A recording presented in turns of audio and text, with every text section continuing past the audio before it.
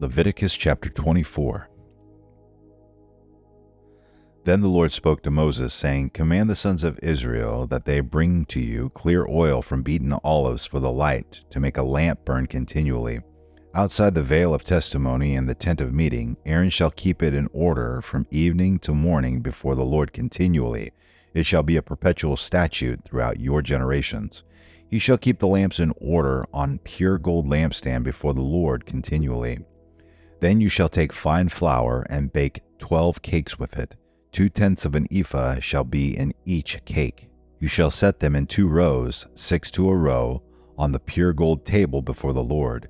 You shall put pure frankincense on each row, that it may be a memorial portion for the bread, even an offering by fire to the Lord. Every Sabbath day he shall set it in order before the Lord continually. It is an everlasting covenant for the sons of Israel. It shall be for Aaron and his sons, and they shall eat it in a holy place, for it is most holy to him from the Lord's offerings by fire, his portion forever. Now the son of an Israelite woman, whose father was an Egyptian, went out among the sons of Israel. And the Israelite woman's son and a man of Israel struggled with each other in the camp. The son of the Israelite woman blasphemed the name and cursed, so they brought him to Moses. Now his mother's name was Sheloeth, the daughter of Dibri of the tribe of Dan. They put him in custody so that the command of the Lord might be made clear to them. Then the Lord spoke to Moses, saying, Bring the one who has cursed outside the camp, and let all who heard him lay their hands on his head. Then let all the congregation stone him. You shall speak to the sons of Israel, saying, If anyone curses his God, then he will bear his sin. Moreover, the one who blasphemes the name of the Lord shall surely be put to death. All the congregation shall certainly stone him. The alien as well as the native, when he blasphemes the name, shall be put to death. If a man takes the life of any human being, he shall surely be put to death. The one who takes the life of an animal shall make it good, life for life. If a man injures his neighbor just as he has done, so it shall be done to him. Fracture for fracture, eye for eye, tooth for tooth. Just as he has injured a man, so it shall be inflicted on him. Thus the one who kills an animal shall make it good, but the one who kills a man shall be put to death. There shall be one standard for you. It shall be for the stranger as well as the native, for I am the Lord your God. Then Moses spoke to the sons of Israel, and they brought the one who had cursed outside the camp, and stoned him with stones. Thus the sons of Israel did, just as the Lord had commanded Moses. Leviticus chapter 25. The Lord then spoke to Moses at Mount Sinai, saying, Speak to the sons of Israel, and say to them, When you come into the land which I shall give you, then the land shall have a Sabbath to the Lord. 6 years you shall sow your field, and 6 years you shall prune your vineyard and gather in its crop. But during the 7th year the land shall have a Sabbath rest, a Sabbath to the Lord. You shall not sow your field, nor prune your vineyard. Your harvests aftergrowth you shall not reap, and your grapes of untrimmed vines you shall not gather. The land shall have a sabbatical year. All of you shall have the Sabbath products of the land for food, yourself and your male and female slaves, and your hired man and your foreign resident, those who live as aliens with you. Even the cattle and the animals that are in your land shall have all its crops to eat. You are also to count off 7 Sabbaths of years for yourself, 7 times 7 years, so that you have the time of the 7 Sabbaths of the years, namely 49 years. You shall then send a ram's horn abroad on the 10th day of the 7th month. On the Day of Atonement you shall sound a horn all through your land. You shall thus consecrate the 50th year and proclaim a release through the land to all its inhabitants. It shall be a jubilee for you, and each of you shall return to his own property, and each of you shall return to his family. You shall have the 50th year as a jubilee. You shall not sow nor reap its aftergrowth, nor gather in from its untrimmed vines, for it is a jubilee. It shall be holy to you. You shall eat its crops out of the field. On this year of Jubilee, each of you shall return to his own property. If you make a sale, moreover, to your friend or buy from your friend's hand, you shall not wrong one another. corresponding to the number of years after the Jubilee, you shall buy from your friend. He is to sell to you according to the number of years of crops. In proportion to the extent of the years you shall increase its price, and in proportion to the fewness of the years you shall diminish its price. For it is a number of crops he is selling to you. So you shall not wrong one another, but you shall fear your God, for I am the Lord your God. You shall thus observe my statutes and keep my judgments, so as to carry them out, that you may live securely on the land. Then the land will yield its produce, so that you can eat your fill and live securely on it. But if you say, what are we going to eat on the 7th year if we do not sow or gather in our crops? Then I will so order my blessing for you in the 6th year that it will bring forth the crops for 3 years. When you are sowing the 8th year, you can still eat old things from the crop, eating the old until the 9th year, when its crop comes in. The land, moreover, shall not be sold permanently, for the land is mine, for you are but aliens and sojourners with me.